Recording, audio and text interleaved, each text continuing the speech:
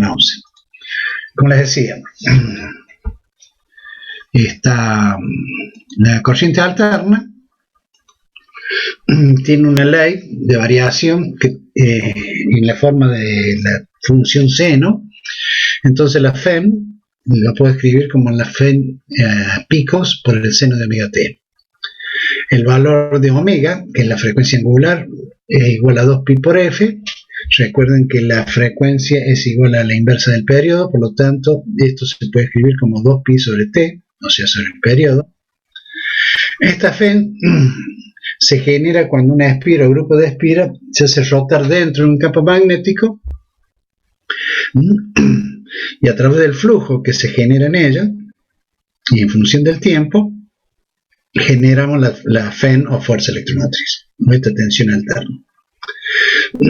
Basándonos en la definición de flujo, donde tenemos que la inducción magnética por el área por el coseno de phi es igual a la inducción magnética por área por el coseno ahora de la frecuencia angular en función del tiempo, se puede definir la FEM como el negativo del número de vueltas de la derivada del flujo con respecto a t, reemplazando ese valor y haciendo la derivada, llegamos que el valor máximo de la FEM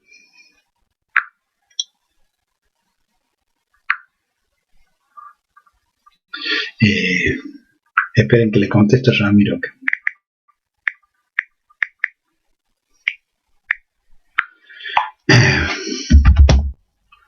El valor máximo de la FEM va a estar dado en función del número de vueltas, el área de la espira, la inducción magnética y la frecuencia angular. Una forma de simbolizar un generador de corriente alterna es a través de un círculo y una senoidal dentro del círculo ese. Ahora bien, lo que vamos a hacer, vamos a analizar cada uno de los elementos ya estudiados por nosotros. En este caso vamos a empezar por una resistencia, luego lo vamos a hacer por un inductor y vamos a terminar con un capacitor. En este caso, como les digo, vamos a hacer el análisis de una resistencia y le llamamos pura, porque vamos a analizarla como resistencia únicamente y no vamos a tener en cuenta los efectos que podrían producirse dentro de esa resistencia, ya sea en forma de inductancia o en forma de capacitancia. Ese circuito que se muestra en la figura está formado por un generador de corriente alterno que está conectado a una resistencia. Ese generador tiene una señal V sub 0 seno de omega t, y lo que va a producir una corriente, esa corriente va a producir una caída de tensión sobre la resistencia que la vamos a llamar VR. Aplicando la segunda ley de Kirchhoff, tenemos que la diferencia del generador, de la tensión del generador menos la caída de tensión en el resistor, tiene que ser igual a 0. De ahí que la tensión del generador tiene que ser igual a la tensión sobre el resistor, que es igual a V sub 0 seno de omega t. Ese valor de V sub R es lo que se denomina un valor instantáneo en la resistencia. Por ley de Ohm podemos deducir el valor de la corriente y decimos que el valor instantáneo de la corriente va a estar dado por el valor instantáneo de la tensión dividido el valor de la R, que va a ser igual a V sub 0 sobre R seno de omega t. El valor de V sub 0 sobre R vendría a ser el valor I sub 0 seno de omega t. Ahora bien, Profe, sí, señorita. ¿la ley de Ohm tiene la misma interpretación que con corriente continua? Sí, señorita. O sea, decimos que la ley de Ohm, si recuerda usted, decimos que la resistencia R era igual a la tensión desarrollada en ella dividido el valor de la corriente que la circula. ¿Se recuerda? Sí. Bueno, partiendo de ahí decimos que la tensión en este caso es igual al valor de la corriente multiplicado por la resistencia R. Y vemos que tanto la tensión como la corriente desarrollada sobre la resistencia están en función del seno de omega t. Por lo tanto, alcanzan sus máximos valores en el mismo instante de tiempo, lo que implica, o lo que se dice o se conoce como que estos dos valores de tensión y corriente están en fase. ¿Entendieron hasta ahí?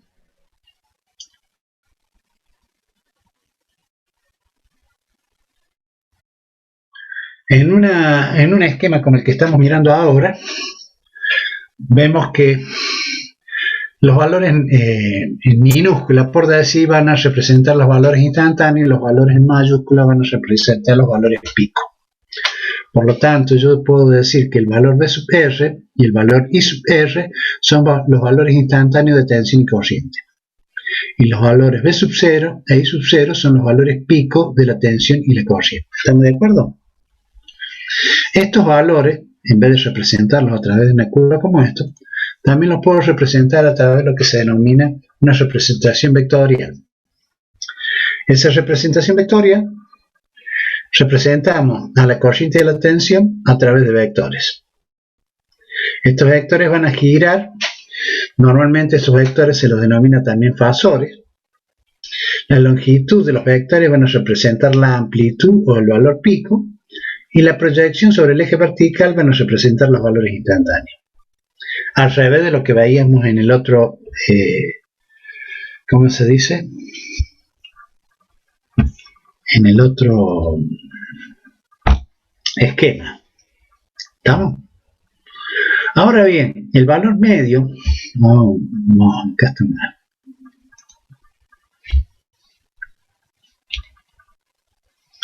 El valor medio de la corriente sobre un ciclo va a ser 0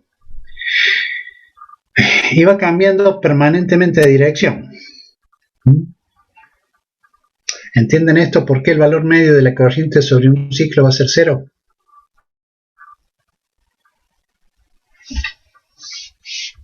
Yo no, profe, ¿por qué sería? Muy bien, demuestro. Nair, ¿sos vos?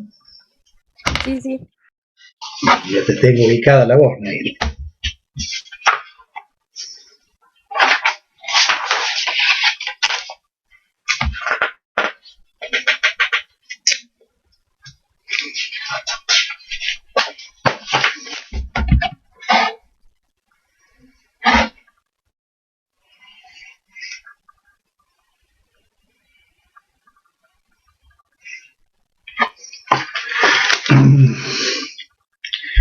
Ya sea que vamos a dibujar una sola, la tensión o la corriente, cualquiera de esos dos representa esta gráfica, representa una onda senoidal donde está formada por un semiciclo positivo y un semiciclo negativo. El valor medio sería la suma de esto más esto dividido 2, por lo que implica que si esta área es igual a esta área, el valor medio es 0. ¿Estamos de acuerdo, Nair? Sí, sí. Muy bien.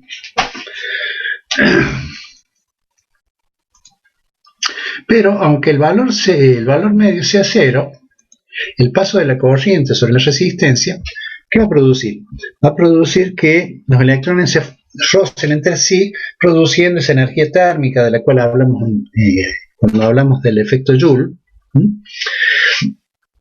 O sea que el hecho de que la tensión y la corriente sean 0, en los valores medios, implica que el efecto Joule va a estar presente, porque el hecho de que cuando va pasando el semiciclo positivo, los electrones se mueven en una dirección y se frotan entre sí, chocan entre sí, o sea que están animados de energía cinética, lo que produce en ello una energía térmica, y esa energía térmica se representa como una potencia disipada y es igual al valor cuadrático de la corriente multiplicada por el valor de la resistencia. Ese valor cuadrático, cuando es mayor a 0, es lo que produce el calentamiento. Sin embargo, va variando según varía la corriente I. O sea, ¿qué significa eso? Que va a ir variando. O sea, usted tiene que pensar esto, ¿no? Vamos a ponerlo acá para ver. Muy bien. esto va a ir subiendo y va a ir creciendo. Llega a este punto, llega el valor máximo, o sea, el valor pico, de ahí va a ir decreciendo. Pero en este momento, la corriente está circulando hacia un mismo lado. Cuando pasa para este otro lado, la corriente es como si se invirtiera y pasa en este otro sentido. En ambas situaciones, la corriente va a estar presente sobre la resistencia, lo que hace que los electrones se estén moviendo, estén animados de energía cinética, y esa energía cinética hace que produzca o hace aparecer esa energía térmica, y esa energía térmica es la potencia disipada, que es lo que se denomina el efecto Joule. Muy bien. Sigamos. Es muy importante lo que vamos a ver a continuación. Se denomina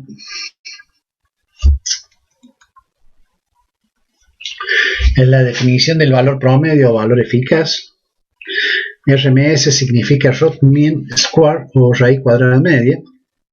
Este valor es un valor muy utilizado en las mediciones de tensión y corriente y potencia. En la actualidad, todos los instrumentos, o la mayoría de los instrumentos que se utilizan en el campo, o sea, un cielo del campo es el lugar que se utiliza en los talleres para hacer mediciones. Todos esos instrumentos son normalmente instrumentos que miden valores eficaces y no valores pico. Hay algunos instrumentos que miden valores pico, como por ejemplo el osciloscopio. El osciloscopio es un instrumento el cual tiene una pantalla que a través de él se pueden visualizar las formas de onda, y al visualizar la forma de onda se pueden medir los valores pico de esa forma de onda.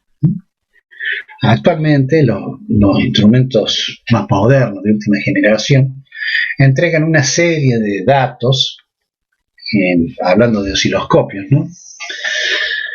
Entre ellos el valor pico, el valor medio, la frecuencia, y así hasta la fecha de nacimiento, por decir así, de la onda, ¿no? O sea, es tanta la información que pueden obtener en una medición que son instrumentos valiosos para los que manejan y tienen que hacer algún tipo de medición precisa.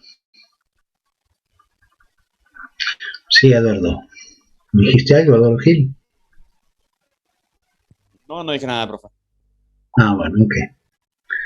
Ahora bien, los otros instrumentos, llámese multímetros, voltímetros o amperímetros o batímetros, son instrumentos que miden valores eficaces. Esos valores eficaces son menores a los valores pico. Ahora bien, ¿qué es un valor eficaz? Es lo que vamos a estudiar a continuación. Ese valor eficaz, en este caso nosotros vamos a hacer el estudio para la corriente, pero este estudio que hacemos para la corriente también es válido para la tensión y la potencia. Para hacer el estudio o determinar el valor eficaz de estos valores de tensión o corriente, lo que es necesario es conocer algunas igualdades trigonométricas.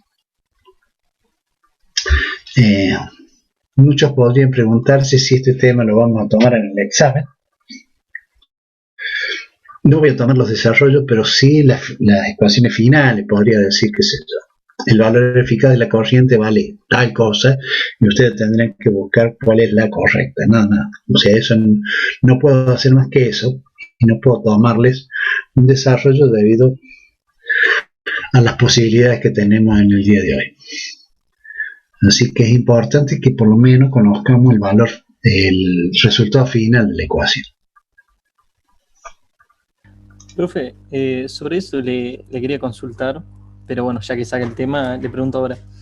Estas unidades, entonces, ¿cómo las enfocamos? Porque tienen mucho desarrollo teórico, pero de ecuaciones, digamos. Y bueno, mira, una cosa que hemos dicho muy importante, no sé si ustedes lo tomaron de esa forma, pero es lo que caracteriza a una resistencia en presencia de una corriente alterna.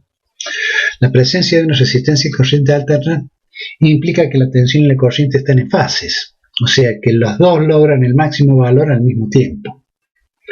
Vas a ver que cuando empecemos a estudiar lo que sucede con un inductor y un capacitor no es de esa forma. Entonces, uno se caracteriza porque la corriente adelanta con respecto a la tensión, la otra es porque la tensión atrasa con respecto a la... Perdón. La otra porque la tensión adelanta con respecto a la corriente. Ya vamos a ver, no te hagas problema. O sea, lo que podemos hacer en corriente alterna es hacer preguntas muy sencillas. ¿Qué representa la reactancia inductiva? ¿Qué representa la reactancia capacitiva? ¿Qué representa la impedancia? ¿Qué representa la frecuencia? Ay, no me va a salir. Angular. No. La omega sub 0. Omega sub 0 se la determina como la frecuencia de resonancia. Hay un montón de pequeñas definiciones que no están dichas como definiciones, sino se dice o se habla y se expresa y se dice que esto va a representar tal cosa, o esto se va a producir cuando se produzca tal otra, y esas son las cosas importantes de la corriente alterna. ¿Me explico? Es digamos, lo que nosotros vamos a poder hacer el análisis en los exámenes estos que tenemos virtuales. No podemos hacer más que eso. ¿Me explico? Y si no, yo tendría que tomarles en forma oral a cada uno de ustedes, pero si se me van a presentar los 90 que se presentaron la vez pasada, y vamos a estar 2 días y medio, 3, tomando examen. Y así todo, les aseguro que sería un poco engorroso hacer una evaluación a través de este medio, debido a que normalmente ustedes están muy acostumbrados a expresarse a través de la lapicera y el papel, o del fibrón y el pizarrón. Así que vamos a ir con este método en la forma que podamos, Juan. Hoy en día, mira, Juan, es importante que asumamos, porque lo tenemos que asumir, todos. Yo también estoy cansado de este sistema. Yo supongo que ustedes también deben estar cansados de este sistema, porque en realidad lo que estamos haciendo, estamos degradando la forma de enseñanza. O sea, no es lo mismo expresarlo a través de una cámara y ustedes escuchar a través de un micrófono o de un parlante las definiciones. Cuando uno está en clase, donde nos vemos la cara a cara, donde yo acá solamente veo números, letras, ninguna cara, solamente fotos, reconozco algunas voces, porque ya esas voces han participado tanto que ya sé quién es Nair. Pero si vos me decís cómo es la cara de Nair, yo ya no me acuerdo. La vi, creo que para el examen, y después nunca más. La de Tito Moragues, con el charlo muchas veces, y tampoco me recuerdo su cara. La tuya, Juan, no me acuerdo. Y me gustaría verlos a todos ahora, que todos prendieran su cámara y yo poderlos ver, porque es la forma en que los tenemos que visualizar. Es una forma de podernos encontrar. Y ustedes ponen su foto, yo entiendo. Muchos estarán haciendo otras cosas porque pensamos que posiblemente... Bueno, otro... Sí, tranquilo, no te hagas problemas. No, me gustaría que todos prendieran la cámara, pero en realidad yo sé que no va a ser así, porque alguno va a saltar y me va a decir que no tiene cámara, y yo tengo que aceptarlo. En cambio, cuando estamos en el aula, yo le veo la cara a todos, aunque la tengan sucia, pero eso se las veo. Y eso es importante, vernos la cara. Y es cierto que también hay un problema de internet. Miren lo que me sucedió recién a mí. Se me cortó, nunca se me ha cortado. La primera vez que dando clases se me corta. Que he tenido inconveniente entre el fin de semana, posiblemente, pero no tenía clase. Pero hoy, justo cuando tengo que dar clase, que se corte esto, para mí es un problema. Porque yo me quedo con la boca amarga y ustedes pueden pensar cualquier cosa, que yo no tengo ganas de clase, que no estoy charlando. Y no es así, o sea, es importante que ustedes no saben que para nosotros los docentes dar clases de este tipo. Lo charlo con miles de profes, no miles, pero 3 o 4 que son con los que comparto exámenes. Y a todos llegamos a la misma conclusión, de que puede haber mucha gente que entienda y vaya adelante, pero va a haber mucha gente que se va a quedar atrás. Y esto ha degradado el estudio. No nos permite, ¿cómo se dice? Palpar si ustedes saben o no saben. Tenemos que esperar a un examen, donde ese examen es relativamente fácil, porque tampoco podemos apretar, porque sabemos que ustedes no van a llegar. ¿Me explico? Donde muchos chicos se esmeran para aprender, y eso es bueno, pero hay muchos chicos que no es que no se esmeren, no entienden, y también tienen un problema que es el pudor, que no preguntan. ¿Por qué? Porque tienen miedo a que se rían, y eso no es así. Bueno, déjenme seguir. Vamos a seguir, estábamos hablando de este tema, con el valor eficaz. Vamos a definir el valor eficaz como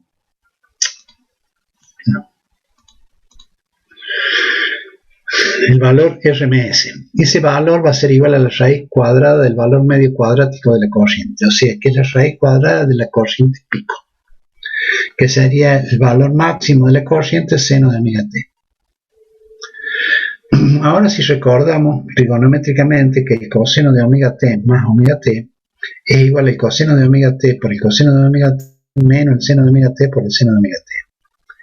Ahora bien, el coseno de 2 omega t es igual al coseno al cuadrado de omega t menos el seno al cuadrado de omega t.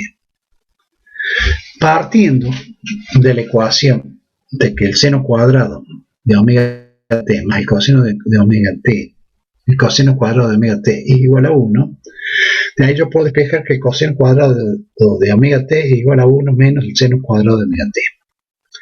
Reemplazando el valor del coseno cuadrado de omega t en la ecuación número 1, que está fichada con el número 1, me va a quedar que el seno cuadrado de omega t es igual al coseno cuadrado de omega t menos el coseno de 2 omega t.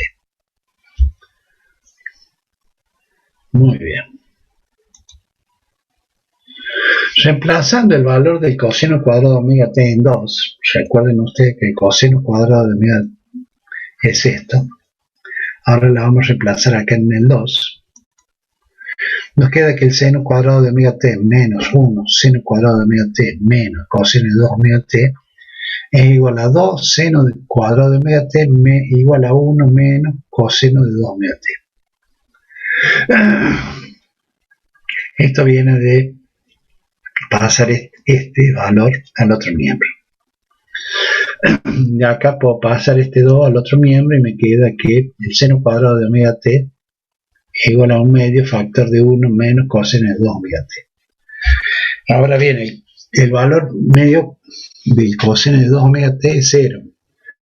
Y volvemos a hacer lo mismo. Nair, dibujamos la función coseno.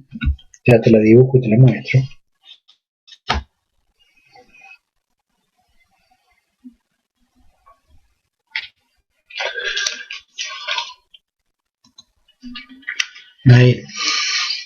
Ahí tenés la función coseno. Entonces tenés este semiciclo más este semiciclo, digamos un cuarto de ciclo más un cuarto de ciclo hace medio ciclo, menos este medio ciclo daría 0. ¿Me explico, Nay? Sí, profe. Muy bien.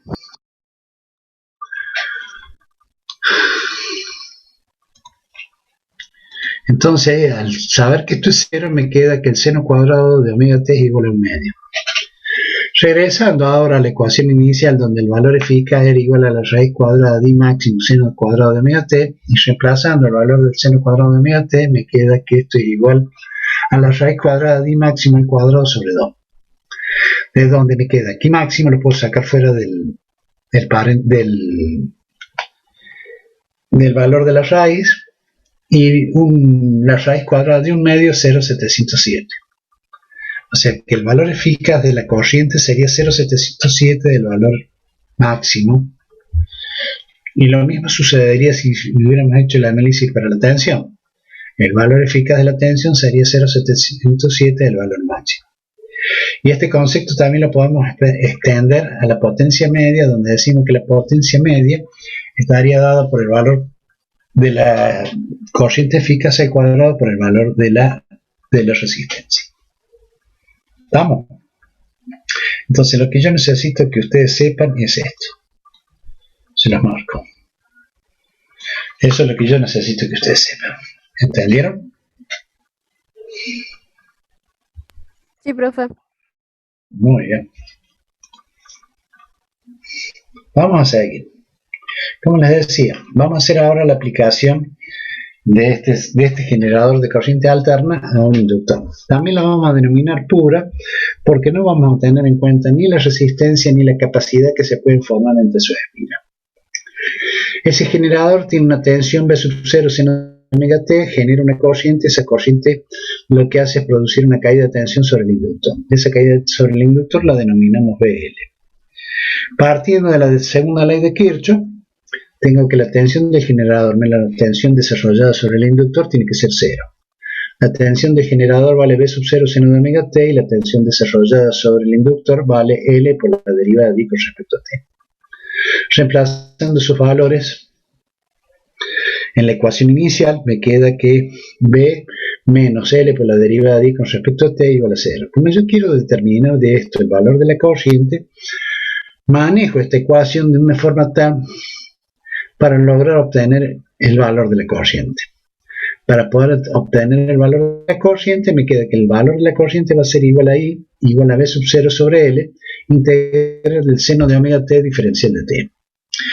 Esa ecuación, esa integral es menos coseno de omega t, menos coseno de omega t sobre omega, lo que va a implicar que esto me va a quedar menos la tensión sobre omega L coseno de omega t. El coseno de omega t yo lo puedo reemplazar por menos el seno de omega t menos pi sobre 2. Si lo reemplazo se me va el signo y me queda que la corriente sería igual a V sub 0 sobre omega L seno de omega t menos pi sobre 2. Lo que involucra que si yo hago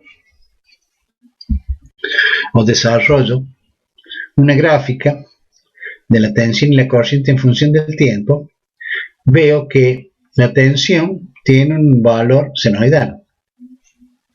Acá está. ¿Sí? Y la corriente tiene un valor de tipo cosenoidal. Acá está.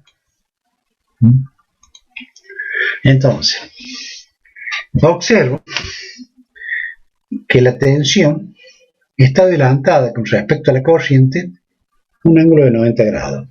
Si dibujo fasorialmente, tengo que hacerlo de esta forma, y veo que el valor de omega está en esta posición de la tensión máxima y el valor de la corriente máxima estaría en esta, formando un ángulo de 90 grados. Lo que implica que la corriente atrasa con respecto a la tensión en un circuito puramente inductivo 90 grados. El valor de la corriente máxima va a estar dado por la tensión máxima sobre XL, donde el valor XL va a estar dado por el valor de omega L.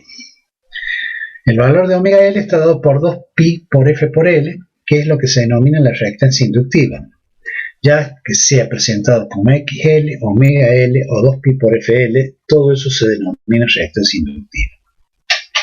¿Qué es la reactancia inductiva? Esta reactancia inductiva representa la oposición que ofrece la inductancia al paso de la corriente alterna. Esta reactancia inductiva va a tener por unidad en el sistema internacional el ohm. Ahora bien, Profe, o sea que cuando decimos, o sea, que la corriente atrasa 90 grados, estamos hablando de esta reactancia inductiva. Sí, señorita. Nosotros cuando hablamos que la corriente atrasa 90 grados es porque nuestro circuito es puramente inductivo. Si vos te fijas, vamos a adelantarnos un poquito, si vos te fijas ahí en nuestro mundo, empezando por nuestro hogar, fíjate cuál es el elemento que prevalece en tu hogar. Si es resistivo, si es inductivo o si es capacitivo. Y si te pones a pensar, decir, bueno, yo tengo una heladera. La heladera se maneja con un motor inductivo. Tengo un lavarropa, motor inductivo. Tengo un refrigerador, ¿cómo se llama esto que congela? Motor. Tengo tubos para darme iluminación. Tiene una reactancia inductiva que permite que el tubo encienda. Y así vas mirando un montón de cosas y vas viendo que la mayoría de las cosas de tu hogar son inductivos, lo que implica que prevalece el circuito inductivo en tu casa. ¿Me explico? Sí, pero, o sea, en este caso, a su vez, no serían o sea, no tendrían también todos estos elementos una resistencia. Sí, pero o sea, si hacemos una evaluación de resistivo, inductivo y capacitivo, yo te aseguro que lo que prevalece es el circuito inductivo, ¿no? Porque la resistencia de esos elementos es muy pequeña comparada a lo que podría ser una reactancia inductiva. Por lo tanto, esa reactancia inductiva, lo que yo te voy a decir no se debería decir, pero un poco para que vos te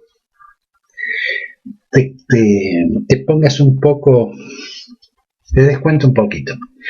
Esa reactancia inductiva yo podría denominarla como una como una resistencia alterna. No es así, porque la resistencia alterna no existe. ¿Por qué digo que la reactancia inductiva no es una resistencia? Porque si te fijas, la reactancia inductiva, te la muestro ahora de nuevo, está en función de la frecuencia.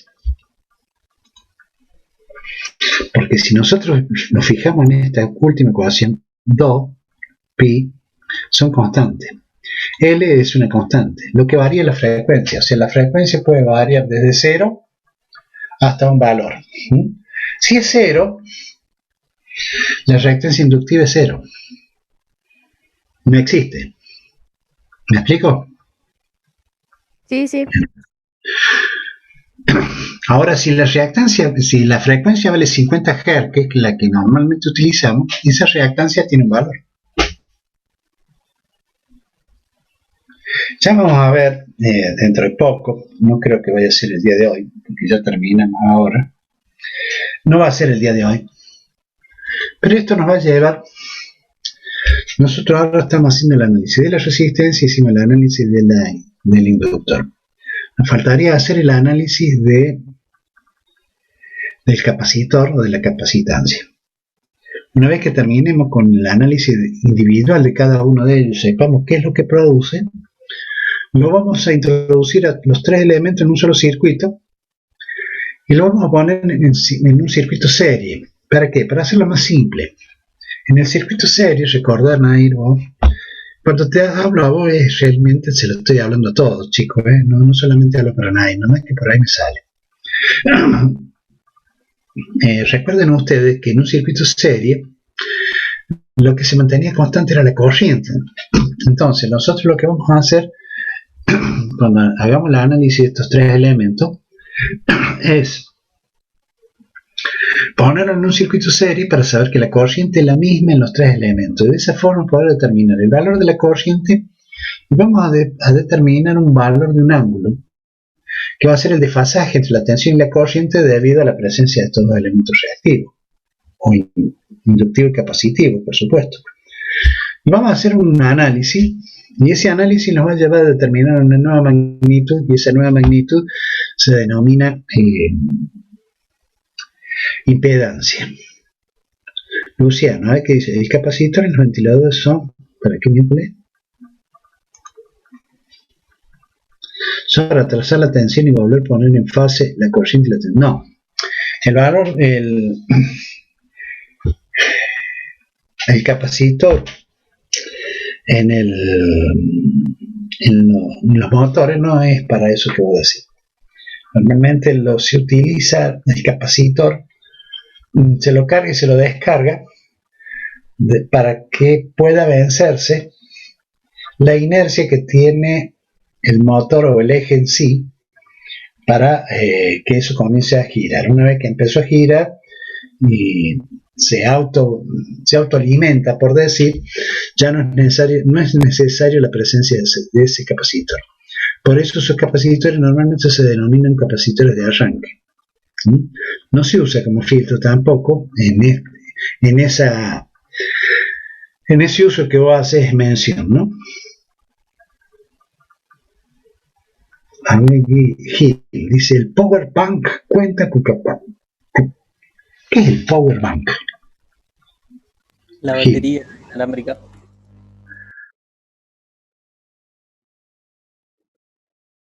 Ah. Claro, un banco de batería, digamos. O de energía. No, tampoco, yo supongo que no. No lo sé, les soy sincero, no conozco ese elemento, no lo he leído ni lo he tenido en mis manos, pero debe ser un elemento, debe ser como una batería que se carga y se descarga, porque debe mantener la tensión fija, ¿no es así? No, o sea que debe ser una batería tipo alcalina. O sea, la diferencia es que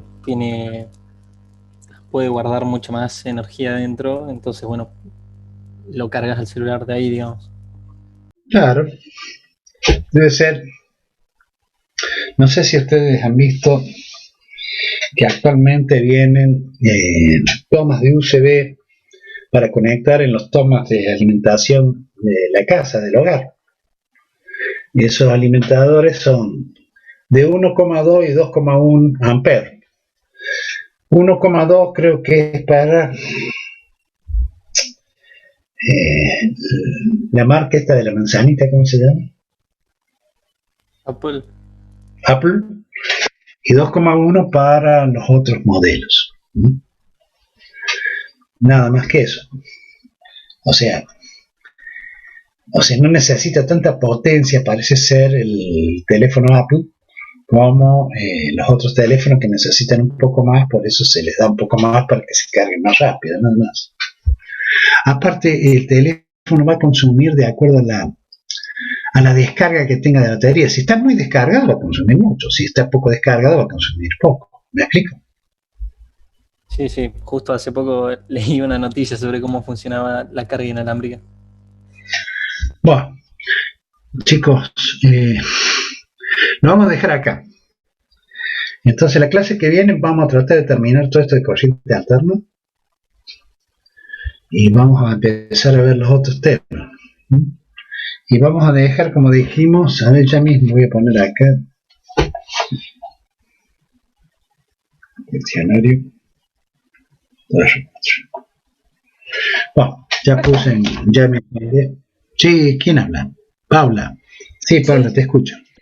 ¿Este desfasaje que se produce en la corriente alterna le produce daño a los equipos? ¿Cómo? Si el desfasaje que se produce en la corriente alterna. No. Vos tenés que pensar, Paula. Imagínate una gran empresa. Una gran empresa, la mayoría de las máquinas que manejan o mueven esa empresa son motores. O sea que la prevalencia del circuito inductivo en las empresas, en las grandes industrias, es mayoritaria. Pero si nos encontramos con un problema, y vas a ver que cuando hablemos de potencia, va a aparecer ahí un triángulo. Ese triángulo va a formar un ángulo. Ese ángulo es de 0,8. Perdón, normalmente analizamos el coseno de ese ángulo. El coseno de ese ángulo no tiene que ser menor a 0,8. O sea, que el valor del coseno sea 0,8. ¿Por qué? Porque si no perjudicamos, y esto lo vamos a analizar en forma más profundo cuando llegue el momento, perjudicamos a las empresas que nos venden la energía, en este caso a EPEC. O sea, le vamos a consumir energía que no se la vamos a pagar. Entonces EPEC está muy observador, o sea, está muy con los ojos puestos en las grandes empresas, donde ese coseno no se baje de 0,8. Para que eso no suceda y compensar este efecto de mayoría inductiva, aparecen lo que se denominan las baterías de capacitores, que son como grandes, ¿cómo le puedo decir? Grandes, como pequeñas bibliotecas, vieron de esas que se venden, que son de 2 puertas, ubicadas, Paula. Sí, creo que sí. Bueno, imagínate, es una biblioteca llena de capacitores conectados en serie y en paralelo, de forma tal de contrarrestar el efecto de la desfasaje de la tensión y la corriente, para que el ángulo sea lo más pequeño posible y no supere el valor de 0,8. Perdón, que no sea menor a 0,8. Es lo más ¿sí? cercano a 1, ¿no, profe? Lo más cercano a 1 para que le seamos lo más rentables, digamos, a EPEC. Pero esto va a ser una charla de la clase que viene. Ahora lo dejamos acá, no quiero adelantarles más. En una de esas les embarro la cancha, como quien dice. Así que quédense tranquilos, que vamos a ir adelante, vamos a terminar con todo. Y les agradezco la paciencia que tuvieron hoy de aguantarme un rato que se me había cortado internet. Así que para otra situación similar, yo les voy a pedir esto. Me esperan 15 minutos desde el momento en que se corte, y después de los 15 minutos, si yo no llego a engancharme, queda liberado. Porque me parece lógico que no más de 15 minutos sería lo que podrían esperar a un profe. Así que por eso les pido que me esperen 15 minutos, nada más. Después quedan liberados para poder irse. ¿Estamos? Bueno, chicos, que pasen buenas noches. Espero que descansen. Recuerden que no pueden salir a ningún lado, por lo que implica que sería necesario que se pongan a leer un poco, ¿estamos? Y a estudiar en todo caso. Análisis Cuídense, matemático eso es importante. mucho más efectivo. ¿Cómo? Análisis matemático es un método de cuarentena mucho más efectivo que cualquier otra ¿Por qué? cuarentena que puedan llegar a dar. ¿Por qué el análisis matemático? Obliga quedarte en casa estudiando, profe. ¿Tenés que estudiar física? No, También hay que estudiar física. Física es otro tema, profe. Física es más fácil, es más entendible. Análisis matemático es fase 1. Digamos que es muy abstracta. Si física es abstracta, esa es mucho más abstracta. Bueno, chicos, que tengan buenas noches, buen fin de semana. No, gracias a ustedes por estar. Yo siempre digo que si ustedes no están, nosotros no estamos. Ustedes son los que nos permiten vivir y estar contentos siempre. Un gusto, chicos. Nos vemos en la próxima clase.